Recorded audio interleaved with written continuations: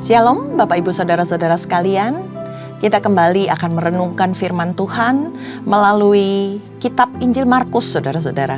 Kalau kita lihat di dalam pembahasan kitab Injil Markus, mungkin kita bertanya-tanya siapa Markus itu? Markus ini bukan salah seorang dari ke-12 murid Tuhan Yesus, tapi Markus ini merupakan teman sekerja Petrus, yang dimana Petrus sering menyebut dia sebagai anaknya. Nah, Markus ini juga merupakan salah satu rekan kerja Paulus pada masa Paulus melakukan tugasnya. Sejak muda Markus ini sudah hidup dalam lingkungan Kristen. Dia mendengar, dia menyaksikan pengajaran-pengajaran tentang Tuhan Yesus. Nah, saudara-saudara, kalau kita perhatikan struktur dari kitab Markus, ini seringkali disebut sebagai chronological gospel. Nah, Injil yang disampaikan berdasarkan urutan-urutan kejadian yang sebenarnya. Jadi Markus ini menyampaikan kitab Injil ini secara runtut, saudara-saudara, tidak melompat-lompat urutannya. Kalau kita lihat penekanannya apa dalam kitab Markus ini?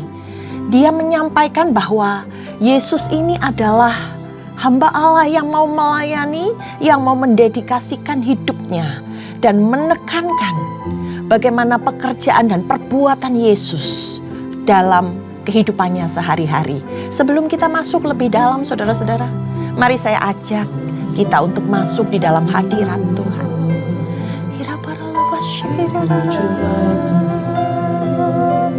Terima kasih, sebab Kau baik, Tuhan. Sebab Kau sungguh baik dalam hidup kami. Kami bersyukur buat segala pengorbanan-Mu, Tuhan. Bapa, Engkau baik. Bapa, Engkau baik. Kau selalu baik kepadaku.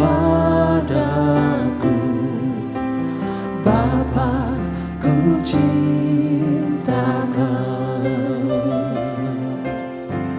Bapa, Engkau baik. Bapa, Engkau baik. Kau selalu baik kepadaku. Bapa, ku cinta Kau. Aku memuji-Mu, aku menyembah-Mu, ku nyanyi haleluya.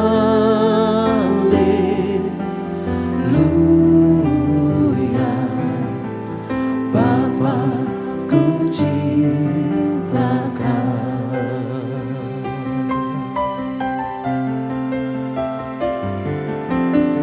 Bapa, Engkau baik. Bapa,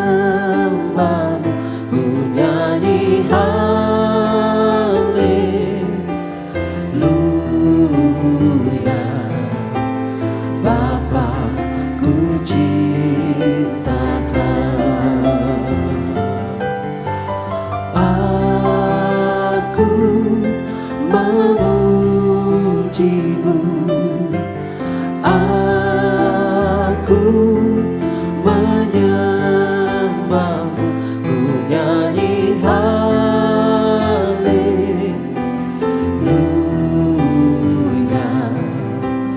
Bapa, ku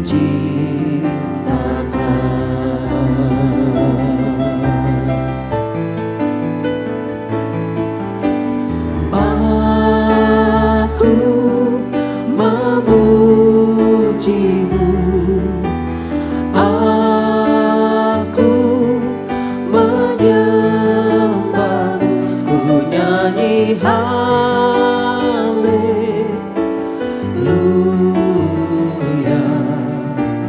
Bapa, ku ciptakan,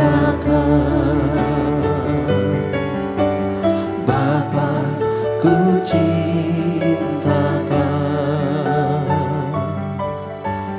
Bapa, ku ciptakan.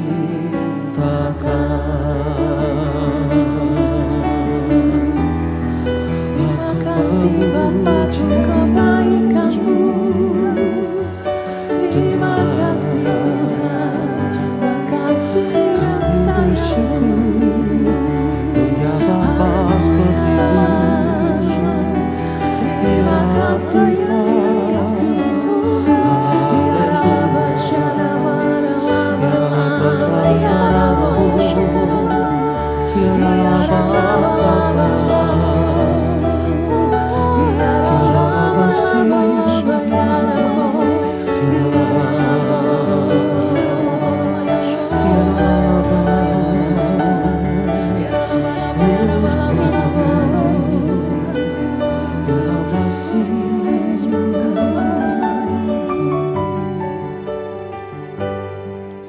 Kau berkati hidupku dengan segala kebaikan-Mu.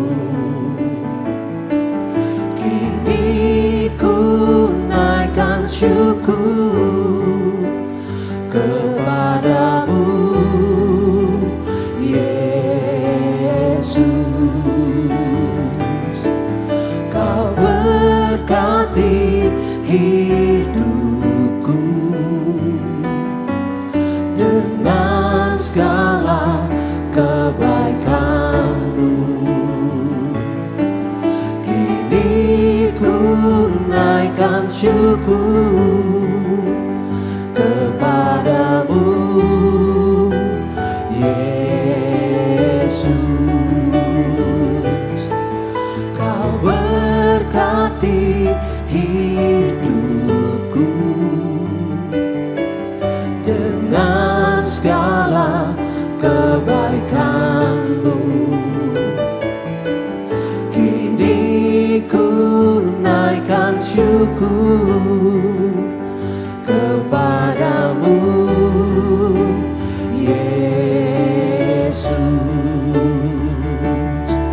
Kini ku naikkan syukur kepadamu, Yesus. Kini ku naikkan syukur kepadamu, Yesus.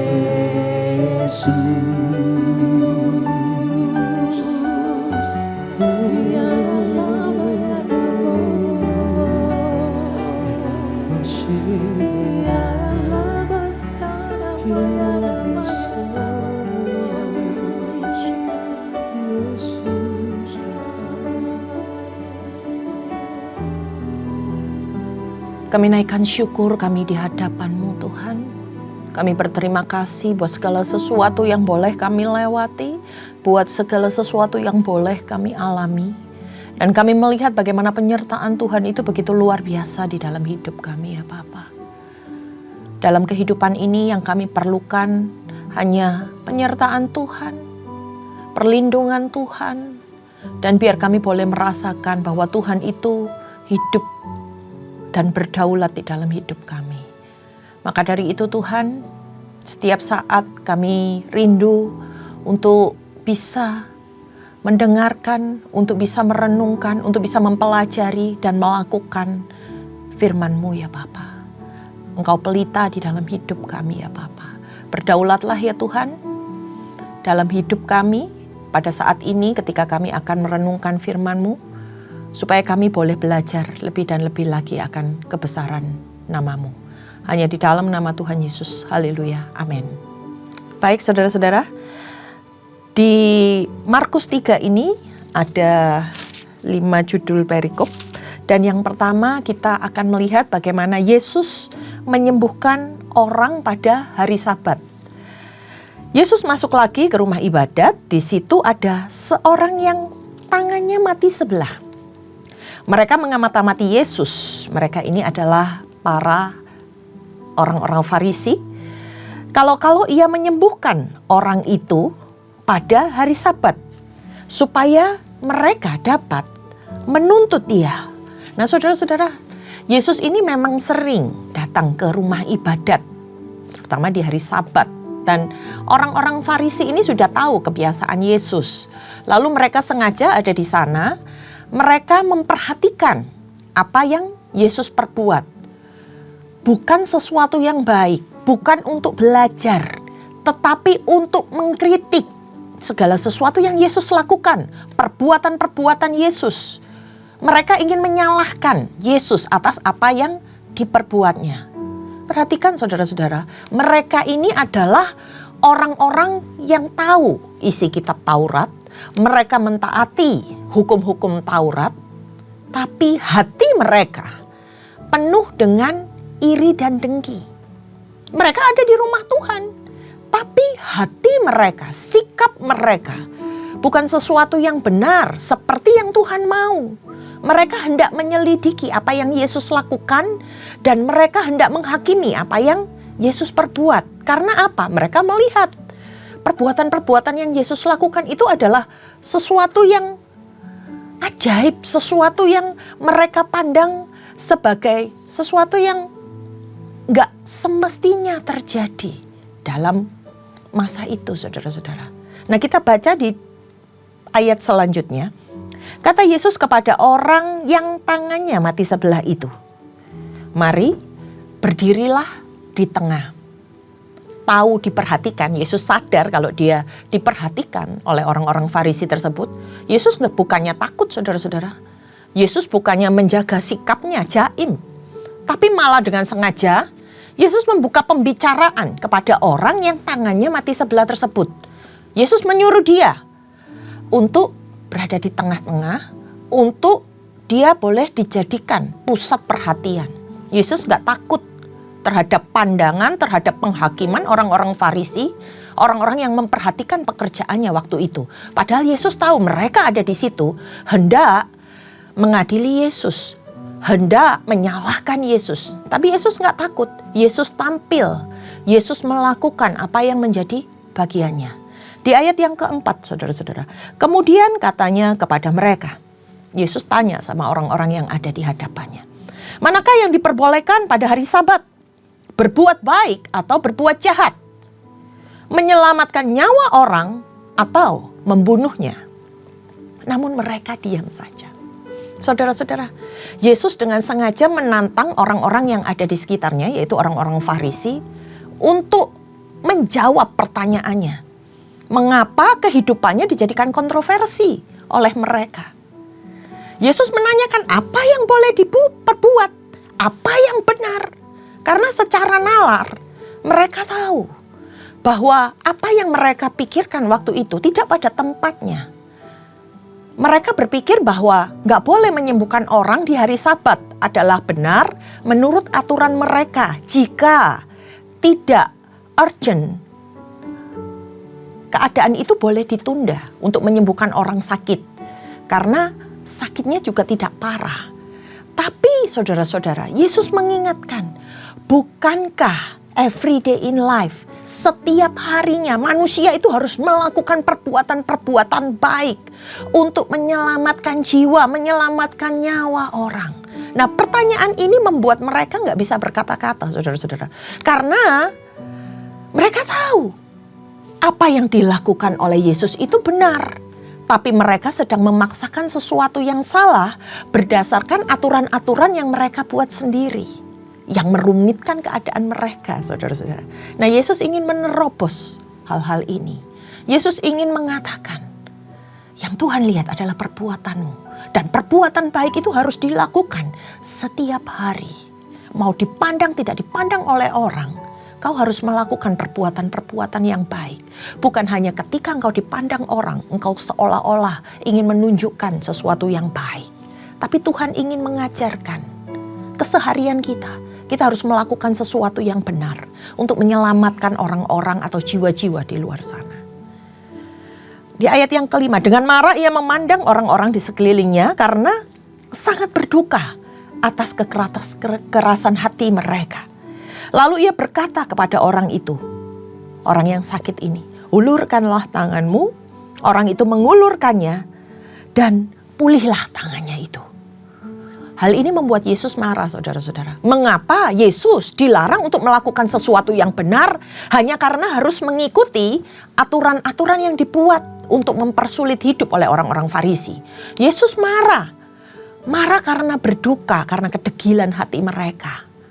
Mereka menutup hati mereka untuk kebenaran. Mereka nggak mau diarahkan, diajarin yang benar. Tapi mereka mempertahankan aturan-aturan yang nggak masuk akal waktu itu. Dan Yesus melakukan apa yang harus dia kerjakan. Yesus gak peduli. Ketika mereka hendak menyalahkannya, ketika mereka benar-benar sedang mencermati apa yang Yesus lakukan, dan mereka mau menjudge Yesus. Dan akhirnya apa yang dilakukan Yesus? Orang yang sakit tangannya itu dipulihkan. Ayat yang ke-6, saudara-saudara.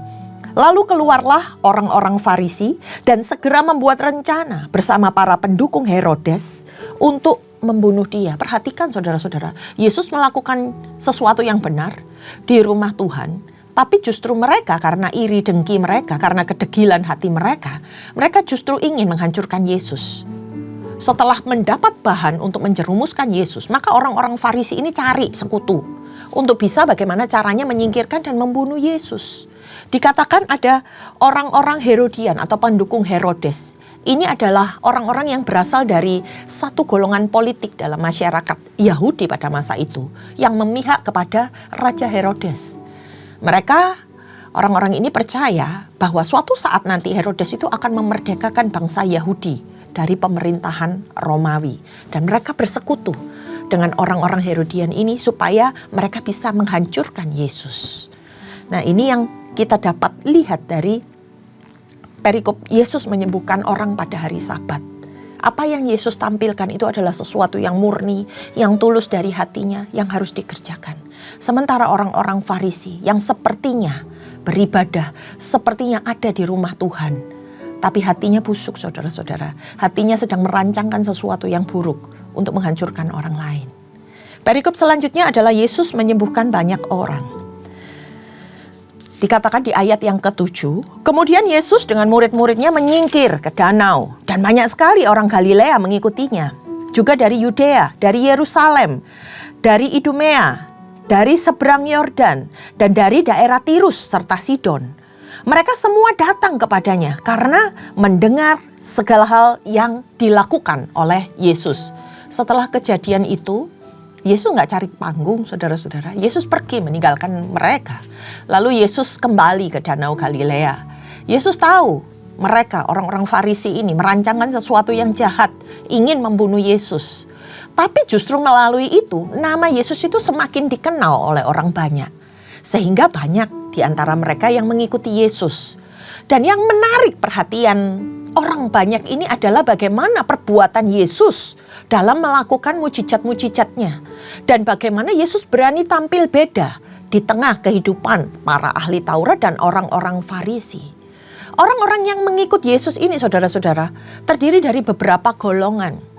Ada orang-orang yang mungkin sirik, sehingga mereka sama seperti orang Farisi, ingin memantau perbuatan Yesus. Ada juga orang-orang yang ingin tahu, ingin belajar tentang Yesus. Ada juga ingin mencari kesembuhan karena penyakitnya, karena mereka mendengar Yesus itu membuat banyak mujizat. Dan ada juga pengikut-pengikut lain yang ingin melihat, ingin mendengar secara langsung pengajaran-pengajaran Tuhan Yesus. Ini ada di dalam kehidupan Yesus hari itu. Dan hari ini juga sama saudara-saudara. Di tempat di mana kita berada, di gereja kita. Juga banyak orang-orang dengan motif-motif tertentu mereka datang ke rumah Tuhan. Nah akhirnya Yesus naik ke sebuah perahu supaya mereka bisa mengajar dari pinggir danau kepada mereka. Supaya dia bisa terlihat oleh mereka. Lalu Yesus naik ke sana dan mulai mengajar. Banyak orang yang mengikuti dia hanya hendak mendengar pengajarannya. Bahkan mereka yang ingin sembuh, mereka ingin menjamah Yesus supaya mereka bisa disembuhkan. Jadi begitu pro dan kontra keadaan Yesus pada masa itu. Di ayat yang ke-11, setiap kali, saudara-saudara, kita baca di ayat langsung yang ke-11. Setiap kali roh-roh jahat melihat dia, mereka sujud di hadapannya dan berteriak, "Engkaulah Allah, Engkaulah anak Allah." Namun ia dengan keras melarang mereka untuk memberitahukan siapa dia. Ini ketika Yesus menyembuhkan banyak orang, ketika Yesus saudara-saudara bisa melakukan hal-hal spektakuler. Dikatakan di ayat tersebut, bagaimana bahkan orang-orang yang dirasuk setan sekalipun, ketika dia melihat Yesus, mereka takut saudara-saudara. Ketika mereka roh-roh jahat ini melihat Yesus, mereka bilang, "Engkaulah anak Allah." Dan ini sebenarnya menyingkapkan saudara-saudara, siapa Yesus sebenarnya. Maka Yesus saat itu melarang mereka untuk menyebarkan hal tersebut. Karena Yesus tahu belum waktunya ketika mereka ingin menggembar-gemborkan siapa Yesus. Karena Yesus masih harus melakukan tugas-tugasnya. Yesus masih harus melakukan banyak-banyak mujizat dan membawa orang-orang itu untuk datang menyembah Yesus dengan benar, menerima pengajaran-pengajaran yang Yesus berikan, meneladani kehidupan Yesus. Nah ini yang Yesus lakukan. Bagaimana dia bisa menjadi berkat di tengah orang yang suka maupun orang yang tidak menyukai dirinya. Di perikop selanjutnya, ini bagaimana ketika Yesus memanggil ke-12 muridnya. Kita baca di ayat yang ke-13 saudara-saudara. Yesus naik ke atas bukit dan memanggil orang-orang yang dikehendakinya. Lalu mereka pun datang kepadanya. Ia menetapkan 12 orang yang juga disebutnya rasul untuk menyertai dia dan untuk diutusnya memberitakan Injil dan berkuasa mengusir setan. Yesus biasanya naik ke atas bukit untuk berdoa. Nah, sebelum mengambil sebuah keputusan penting tersebut, Yesus berdoa. Sebagai sumber kekuatannya, dia datang kepada Allahnya. Dan kemudian dia memilih di antara sekian banyak para pengikutnya. Yesus memilih orang-orang yang dapat dipercaya, orang-orang yang bisa mendampinginya, orang-orang yang sanggup membantunya untuk melakukan pekerjaan-pekerjaannya di muka bumi. Yesus tahu dia gak bisa sendirian. Dan ada masa waktu dia ada di muka bumi. Maka Yesus memuridkan ke-12 muridnya. Yesus menetapkan mereka, para muridnya. Dia memilih dari sekian banyak orang itu melalui hikmat Tuhan.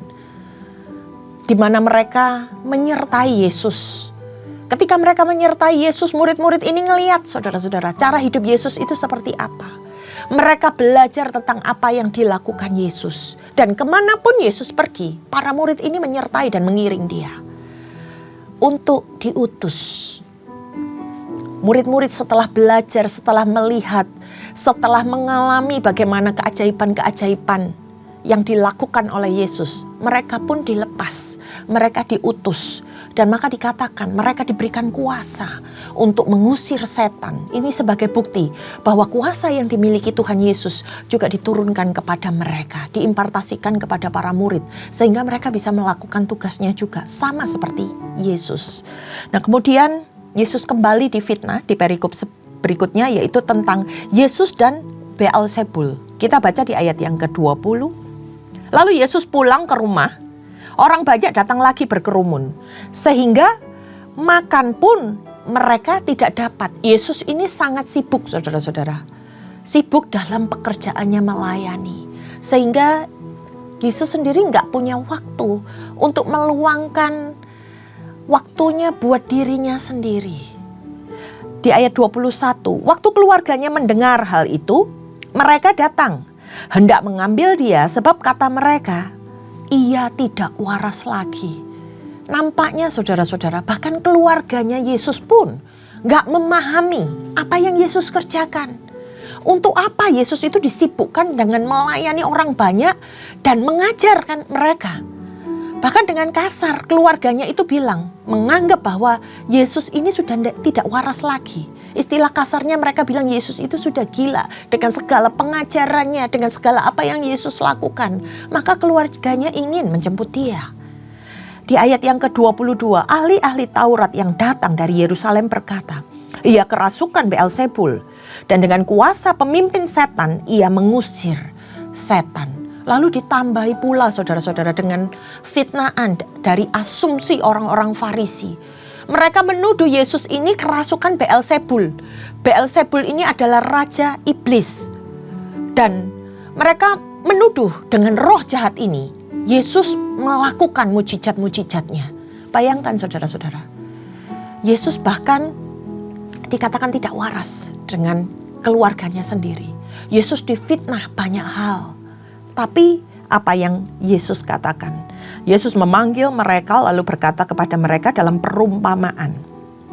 Bagaimana iblis dapat mengusir iblis, kata Yesus. Jika suatu kerajaan terpecah, kerajaan itu tidak dapat bertahan. Dan jika suatu rumah tangga terpecah, rumah tangga itu tidak dapat bertahan. Demikianlah jika juga kalau iblis berontak dan melawan dirinya sendiri dan kalau ia terpecah, ia tidak dapat bertahan. Tetapi sudah tiba kesudahannya. Di sini Tuhan Yesus dengan tegas jawab asumsi-asumsi mereka dengan sebuah perumpamaan lagi. Yesus bilang, mana mungkin iblis memusuhi dirinya sendiri. Kalau memang Yesus hari itu datang untuk mengusir setan, padahal Yesus ini dikatakan pengikut Beelzebul. Bukankah harusnya untuk membangun suatu kekuatan mereka itu harusnya bersatu? Nggak mungkin dong iblis mengusir iblis. Ini yang diutarakan Yesus di dalam perumpamaannya. Lalu di ayat yang ke-27, tetapi tidak seorang pun dapat memasuki rumah seorang yang kuat untuk merampas harta bendanya apabila ia tidak lebih dulu mengikat orang kuat itu. Sesudah itu barulah ia merampok rumahnya. Sesungguhnya aku berkata kepadamu, semua dosa dan hujat anak-anak manusia akan diampuni. Ya, semua hujat yang mereka ucapkan. Nah, saudara-saudara, di sini kita lihat Yesus itu mengumpamakan dirinya ketika dia hendak menyelamatkan orang, dia akan mengikat dulu orang kuat yang membelenggu hidup orang ini. Baru setelah itu Yesus bisa menyelamatkan apa yang ada di dalam genggamannya setelah ikatan yang kuat ini melepaskan orang ini. Bahkan Yesus juga menyampaikan semua dosa dapat diampuni, tapi hujat terhadap Roh Kudus dan pekerjaannya itu tidak dapat diampuni ketika mereka menghujat pekerjaan Yesus. Padahal Yesus saat itu sedang berusaha menyelamatkan mereka, menyelamatkan orang-orang yang mengeraskan hati. Dikatakan di ayat yang ke-29, namun siapa saja menghujat Roh Kudus tidak mendapat ampun selama-lamanya, melainkan bersalah karena berbuat dosa yang kekal. Mereka yang tidak bisa menerima pengajaran Yesus, mereka yang mengeraskan hatinya bahkan menutup hatinya ketika Yesus memperlihatkan apa yang benar. Lalu ia berkata demikian, karena mereka mengatakan bahwa ia kerasukan roh jahat. Pada posisi ini sebenarnya Yesus ingin mengampuni mereka, supaya mereka bukan saja percaya akan karya penyelamatan Yesus, tapi mereka juga bisa menerima segala perbuatan Yesus dan menjadikannya sebagai sebuah teladan dalam hidupnya. Tapi apa yang Yesus terima? Mereka malah menuduh Yesus sedang kerasukan setan. Padahal Yesus datang itu untuk menyelamatkan mereka. Yesus datang sebagai Mesias, juru selamat bagi umat manusia. Tapi orang-orang yang ada pada saat itu justru menghujat Yesus. Mereka tidak mempercayai kuasa yang datangnya daripada Allah. Di perikop selanjutnya kita lihat tentang keberadaan Yesus dan sanak saudaranya. Ketika Yesus sedang mengajar saudara-saudara, keluarganya, ibu dan saudara-saudaranya datang cari Yesus. Kemungkinan pada masa itu, pada posisi itu, mereka sedang ingin memperingatkan Yesus bahwa posisinya dalam bahaya. Bahwa banyak orang yang ingin menghancurkan Tuhan Yesus. Yesus ini menjadi target dari orang-orang Farisi. Dikatakan di ayat yang ke-32, ada orang banyak duduk mengelilingi dia. Mereka berkata kepadanya, "Lihatlah, ibumu dan saudara-saudaramu ada di luar mencari engkau." Saudara-saudara, apa yang Yesus jawab kepada mereka? "Siapa ibuku dan siapa saudara-saudaraku?" Lalu ia melihat di sekeliling orang-orang yang duduk bersama dengan dia. Yesus menyebut dan menunjuk, "Inilah ibuku dan inilah saudara-saudaraku." Bahwa siapa yang melakukan kehendak Allah, dialah saudaraku laki-laki dan perempuan dan ibuku. Yesus bukan bermaksud gak sopan, menolak keluarganya, menolak ibunya. Dia gak bermaksud kurang ajar terhadap saudara-saudaranya pada waktu itu. Tapi pada posisi ini Yesus itu sedang menunjukkan kepada mereka bahwa Yesus datang ke muka bumi ini untuk menyelamatkan mereka yang dia sebut sebagai keluarganya. Mereka yang ada di situ diakui oleh Yesus sebagai ibunya dan saudara-saudaranya. Bukan dari sebuah ikatan secara lahiriah. Tapi bagaimana melalui pengajarannya Yesus sedang membawa orang-orang ini disebut secara hubungan batin bahwa mereka adalah keluarga Allah. Saudara-saudara, dari berbagai ayat ini kita belajar tentang sikap, tentang perbuatan, apa yang Yesus lakukan. Kalau saudara-saudara renungkan, ada dua bagian. Orang yang mau menerima Yesus apa adanya, dan orang yang menolak Yesus. Mereka sama-sama berada dalam posisi rumah Tuhan. Mereka sama-sama berada pada masa Yesus hidup. Keadaannya sama saudara-saudara dengan ketika kita ada di masa sekarang ini. Bagaimana ada berbagai asumsi orang, pandangan orang ketika mereka melihat Yesus yang sama.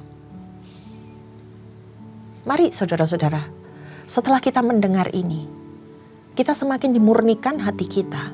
Kita semakin mengenal Yesus. Kita semakin memikirkan bagaimana kita bisa meneladani hidup Yesus. Bagaimana kita gak takut ketika kita dinilai, dihujat oleh orang-orang di sekitar kita. Hanya karena kita melakukan sesuatu yang benar. Hanya karena kita ingin menyelamatkan orang lain. Perhatikan roh-roh agamawi. Perhatikan roh-roh yang ingin menghakimi. Perhatikan apakah ketika kita sedang beribadah, ketika kita sedang melayani Tuhan, yang timbul dalam hati kita hanya iri dan dengki dengan keberhasilan orang lain. Tapi bagaimana ketika kita ada dalam sebuah gereja, dalam sebuah pelayanan, hati kita hanya rindu untuk menyenangkan Tuhan. Hati kita hanya mau untuk bisa menyelamatkan jiwa-jiwa supaya mereka mengenal Yesus melalui perbuatan kita. Kiranya ini bisa menjadi bahan perenungan dalam kehidupan kita. Saya sangat diberkati dengan ayat-ayat firman Tuhan ini dan saya berdoa supaya saudara pun juga mengalami hal yang sama. Mari kita tundukkan kepala, kita mau berdoa.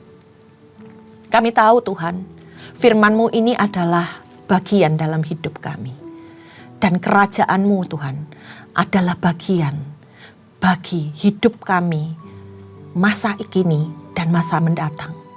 Untuk itu Tuhan, sempurnakan setiap kami. Kalau hari ini kami masih boleh belajar, kalau kami hari ini masih boleh memperbaiki segala tingkah laku kami. Biar di dalam hidup kami hanya mempermuliakan Engkau dan menunjukkan cara yang benar untuk hidup sebagai murid-murid Kristus. Kami serahkan ya Tuhan, seluruh kehidupan kami hanya di dalam nama Tuhan Yesus Kristus. Haleluya. Amin. Terima kasih saudara-saudara sudah mengikuti Bible Study hari ini. Tuhan Yesus memberkati. Amin.